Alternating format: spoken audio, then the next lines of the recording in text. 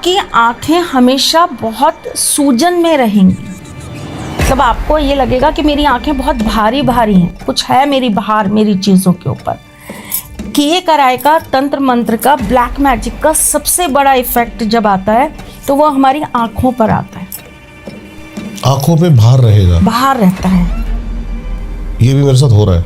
Don't worry, नहीं है आपके साथ, डोंट वरी।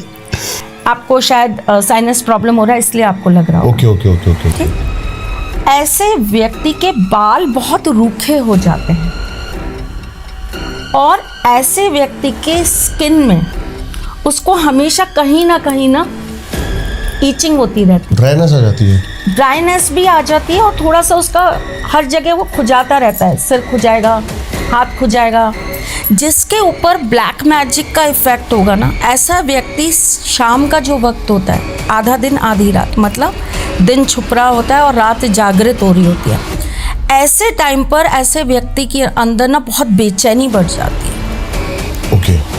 जबकि जिसके ऊपर भूत प्रेत का साया होता है, ऐसा व्यक्ति रात होते होते उसका असर उसके ऊपर आता है। पर जो व्यक्ति तंत्र मंत्र के घेरे में है, ऐसे व्यक्ति के ऊपर संध्या होते उसके अंदर बेचैनी बढ़ने लगती है और ऐसा व्यक्ति ना बहुत डल होने लगता है, मायूस होने लगता है, थॉट प्रोसेस नेगेटिव हो जाता है। भूत प्रेत में ऐसा नहीं होता, वो ओवर एक्टिव हो जाता है। ओके। उसके अंदर शक्तियां बढ़ जाती हैं। जब प्रेत बाधा होती है, हाँ, उसके अंदर शक्तियां बढ़ जाती हैं। वो सोया है ठीक है, लेकिन अगर वो उठ गया तो आपको उसको नहीं संभाला जाएगा। खाने की हैबिट्स भी बहुत ज्यादा बढ़ जाती हैं। ऐसा व्यक्ति खाएगा तो खाता ही चला जाएगा, बॉडी में लग नहीं रहा, कुछ नहीं लग रहा। जिसके ऊपर काला जादू या इस तरह की चीजें होती है, नजर बाधा दोष होता है, ऐसा व्यक्ति अपनी चीजें भूलने लगता है। उसे चीजें याद नहीं आती, मतलब बड़ा याद करना पड़ता है कि क्या चीजें हो रही हैं। लेकिन जिसके ऊपर काला जादू नहीं है और उसके ऊपर भूत प्रेत का साया है, ऐसे व्यक्ति का ब्रेन और ज्यादा एक्टिव हो जाता है। ओके। उसके अंदर शक्ति आ रही है ना, चाहे नेगेटिव आ रही है चाहे पॉजिटिव आ रही है, शक्ति तो आपके अंदर आ ही रही है ना। बिल्कुल सही कह रहे हो। तो ऐसे व्यक्ति की रूपरेखा बदल जाती है। ऐसे व्यक्ति की आंखें आपको और बड़ी मिलेंगी, हल्की सी रेडिश मिलेंगी या येलोइश मिलेंगी। जबकि जिस पर काला जादू होगा ना, उसकी आंखें आपको बहुत डल मिलेंगी। हमारे साथ में सिम्टम्स होते हैं जिनसे हम पता कर सकते हैं कि भाई ये काला जादू है या ये भूत प्रेत है।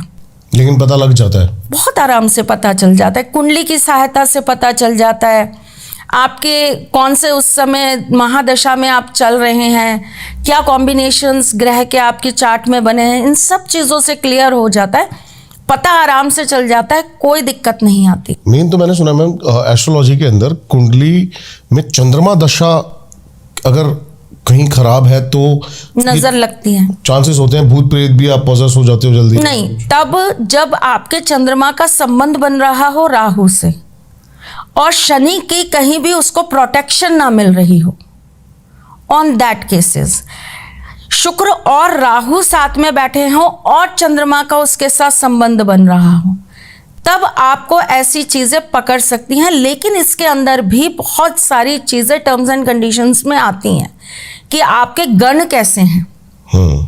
अगर उसमें भी आप देवगण के हैं तो इतनी आसानी से वो चीजें आप पर हावी नहीं हो पाएंगी। आपको कहीं ना कहीं उससे निकलने का मौका देती रहेगी कुदरत। आपको नेचर का सपोर्ट मिलता रहेगा, आपका बचाव होता रहेगा।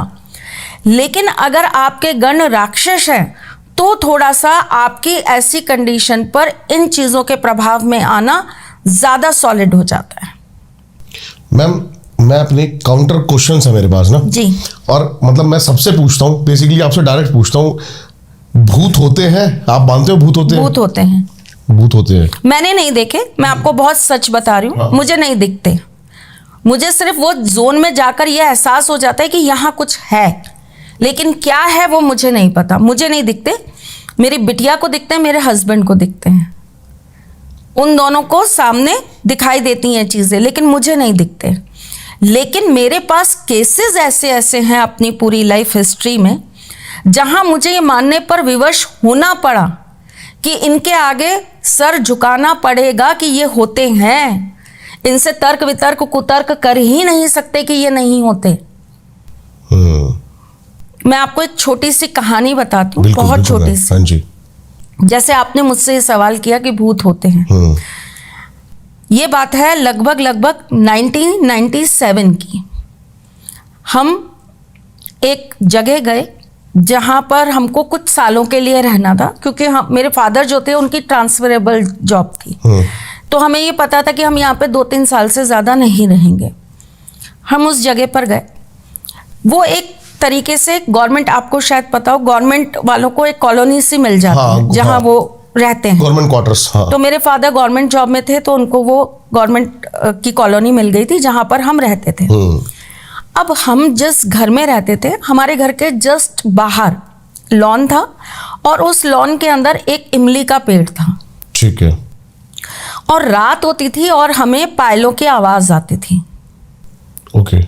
2 दिन हुआ, 5 दिन हुआ, 10 दिन हुआ। एक दिन हमने हमारे घर में बड़ों से शेयर किया, मम्मी से और उन सब से, कि हमें रात को यहाँ पर कुछ सुनाई देता है। अच्छा, हम 3 भाई बहन थे, तो हमें तीनों को बड़ा डर लगता था। तो हमने एक दिन उनसे हिम्मत करके शेयर किया कि अब हम इस रूम में नहीं सोएंगे, आप फ्रंट वाले में, और यहाँ पर हमको रात को कुछ सुनाई देता है कुछ। तो उन्होंने कहा चलो ठीक है, ऐसा है तो तुम पीछे वाले रूम में सो, आगे मत सो। अब हमारे यहाँ कोई गेस्ट आए गर्मियों की छुट्टियों में, जैसे अब तो रिवाज खत्म हो गए, पहले बहुत थे कि गर्मियों की छुट्टियां हुई तो बुआ के, मामा के, सबके बच्चे आ गए। तो हमारे यहाँ गेस्ट आ गए। अब गेस्ट आ गए तो हमें वापस से वो आगे वाले रूम में शिफ्ट होना पड़ा। हमें फिर वो आवाजें सुनाई दी। अगले दिन हम लोग वही कॉलोनी का जो बाहर का एरिया होता है, वहां हम लोग खेल रहे थे। तो हमारे जस्ट सामने वाले घर के अंदर जो रहते थे, उनका एक बेटा था, 16-17 साल का लड़का था वो। हम उनसे बहुत छोटे थे, हम भैया भैया कहते थे उनको। अच्छा, हम सब में वो बड़े थे, तो हमें ऐसा लगा कि इनसे शेयर करेंगे, ये कुछ समझदारी वाला हमको हल बताएंगे इस बात का। तो हम उनके पास गए। हमने कहा मनु भैया, कि हाँ मनु भैया, हमें रात को ना वो वहाँ पर पेड़ पर ऐसी आवाज़ें सुनाई देती हैं। किसकी आवाज़ें सुनाई देती हैं? मैंने कहा भैया पायल की आवाज़ें सुनाई देती हैं। और वो जो चौकीदार भैया है ना, वो बता रहे थे कि वो कोई चुड़ैल है। अच्छा। जो यहाँ पे बेटा रात को भटकती है। अब वो इतनी जोर जोर से हंसने लगे, इतनी भयंकर तरीके से हंसने लगे। बोले किसने बोला तुमको? चौकीदार भैया ने। पागल बना रहे हैं तुम्हें, कोई चुड़ैल वुड़ैल नहीं होती, तुम पागल बन रहे हो, फालतू की बातें हैं, जाओ जाओ घर जाओ अपने, ऐसा थोड़ा होता है, हम भी तो यहीं रहते हैं, हमें तो नहीं सुनाई देती। अब कोई बड़ा आपको फिर से डांट रहा है, और वो इतने सालों से रह रहे, मतलब हम तो बहुत लिमिटेड टाइम पीरियड के लिए गए थे, हमें पता था, लेकिन वो वहां पर बहुत सालों से रह रहे थे। हमने कहा इनको कभी सुनाई नहीं दी। अब हमें क्या लगा, हो सकता है बाहर कोई ऐसी चीज हो कि हवा चलती हो तो हमें सुनाई देता हो, पर ये कैसे पॉसिबल है, दिन में नहीं सुनाई देता, रात को सुनाई देता है। चलिए, बात खत्म हो गई। 1-2 हफ्ते निकल गए, हमारे गेस्ट भी वापस चले गए और हम वापस से पीछे वाले रूम में शिफ्ट हो गए। ओके। अचानक से हमें एक दिन, मोहल्ले की आंटियां होती है ना, हमारे बाहर क्या एक वो स्टोन की बेंच सी थी, जिसके ऊपर सारी मोहल्ले की आंटियां वो मटर लेके, कुछ बुनाई उनाई का सामान लेके, कुछ मेथी पालक लेके सब बैठ जाती थी और पंचायतें करती थी। तो वहां पर ये सर्दियों के दिन थे, सब बैठी हुई और बातें बातें चल रही, और उसमें उन्होंने ये चीज कही कि मन्नू के ऊपर कोई साया है। ओके। अब हम लोग ऐसे हुए, हाँ। मन्नू के ऊपर साया। मन्नू भैया तो हंस रहे थे हमारी बात पे कि ऐसा कुछ नहीं है। अब उन्होंने मम्मी को जो कुछ भी बताया हुआ, हम अंदर आ गए। बाद में हमने धीरे से, मम्मी जहाँ जहाँ जाए हम मम्मी के पीछे पीछे जाएं, और हमने मम्मी से पूछा कि मम्मी क्या हुआ? बोले पता नहीं क्या हुआ, लेकिन उसके साथ में ना कुछ गड़बड़ हुआ है। और चूंकि छोटा सा शहर था भाई, बहुत बड़ी जगह नहीं थी, छोटा सा शहर था, और उस शहर में कोई ऐसा तांत्रिक था जिसके पास उसको लेकर गया, तो उन्होंने बताया कि इसके ऊपर कोई चुड़ैल आ गई है। अब हमारे अंदर